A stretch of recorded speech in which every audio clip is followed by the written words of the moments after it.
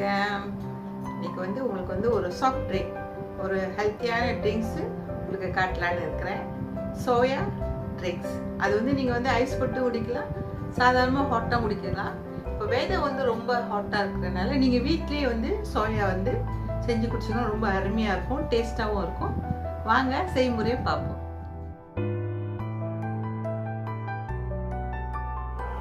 Soybean இது நல்லா ஊற வச்சுட்டேன். ஒரு 5 hours ஊறணும். நல்லா ஊறிடுச்சு. இது நீங்கள் தேக்க அந்த ஸ்கின் வரும். அந்த ஸ்கின்னு நான் இதெல்லாம் நல்லா கழுவிட்டேன். அப்படியே 1-2 இருக்கும். அது கொஞ்சம் இருந்துட்டா பரவாயில்ல. பாருங்கள், அதை நான் கழுவி எடுத்து பாருங்கள். அந்த ஸ்கின் பாருங்கள் எவ்வளோ வந்திருக்கு. இது பார்த்திங்கன்னா அதோடய ஸ்கின் நீங்கள் ஊற வச்சு நல்லா கழுவ அந்த மேலே அதோட ஸ்கின் வரும். நீங்கள் அந்த ஸ்கின்லாம் கழுவி எடுத்துருங்க, இல்லைனா இது அவ்வளோ டேஸ்ட் கொடுக்காது அப்புறம் சோயாபீன் ட்ரிங்க்ஸ்க்கு. இப்போ வாங்க இதை என்ன செய்யணும், முதல்ல நம்ம பிளெண்ட் பண்ணிக்கணும். நல்லா பாருங்கள், பிளெண்ட் பண்ணிவிட்டு நல்லா என்ன செய்யணும், நல்லா வடிகட்டி எடுத்துக்கணும். உங்களுக்கு துணி கிடச்சிச்சின்னா துணியில் நல்லா வடிகட்டி எடுத்து வச்சுக்கிட்டு 2-3 வாட்டி தண்ணி ஊற்றி நல்லா வடிகட்டி எடுத்து வச்சுட்டு அப்புறம் நம்ம அடுப்பில் இதை காய்ச்சணும். இது காய்ச்சிற முறையை பார்க்கலாம். இதுக்கு தேவையானது ஒரு துண்டு இஞ்சியும் பண்டான் லீஃப் இருந்தால் போதும். சீனி நீங்கள் லாஸ்ட்டாக கொஞ்சம் சேர்த்துக்கலாம். இது முதல்ல நல்லா நம்ம பிளெண்ட் பண்ணி அதோட சாரை எடுத்துக்குவோம். இது அரைச்சி ஊற்றிட்டேன். அது அப்படியே இறங்கிக்கிட்டு இருக்குது. 2வது வீடு நான் அரைச்சிட்டேன் பாருங்கள் பிளெண்டில். ஸோ இது நல்லா வடிகட்டிக்கணும். இதையும் நான் ஊற்றுறேன். அரைச்சது நல்லா வடிகட்டிக்குங்க. ஒரு 2 வாட்டி வடிகட்டினா இன்னும் நல்லது. நல்லா வடிகட்டிட்டு நல்லா இறங்கின பிறகு நம்ம அப்புறம் அடுப்பில் வச்சு காய்ச்சுவோம்.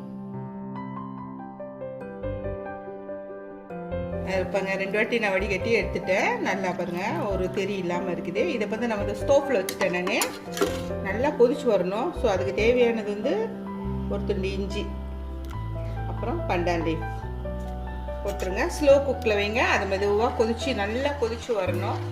எப்படியும் ஒரு 20 நிமிஷமாச்சும் நல்லா இருக்கணும். அடுப்பில் கொதிச்சு வரட்டும்.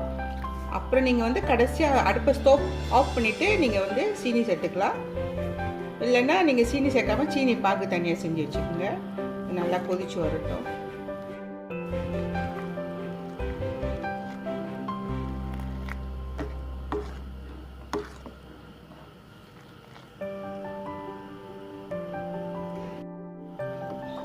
நல்லா கொதி வந்துருச்சு. நல்லா அந்த பச்சை வடை போயிருச்சு. நீங்கள் அடுத்தது நீங்கள் திரும்பவும் ஒரு வடிகட்டி நீங்கள் கப்பில் ஊற்றி நீங்கள் இதை குடிக்கலாம். அந்த இஞ்சிலாம் கொஞ்சம் நல்லா அந்த பண்டான்லாம் லீஃப்லாம் பாருங்கள் நல்லா கொதிச்சிருச்சு. நான் அதில் கொஞ்சம் இப்போ கொஞ்சம் சீனி சேர்த்துக்கிறேன்.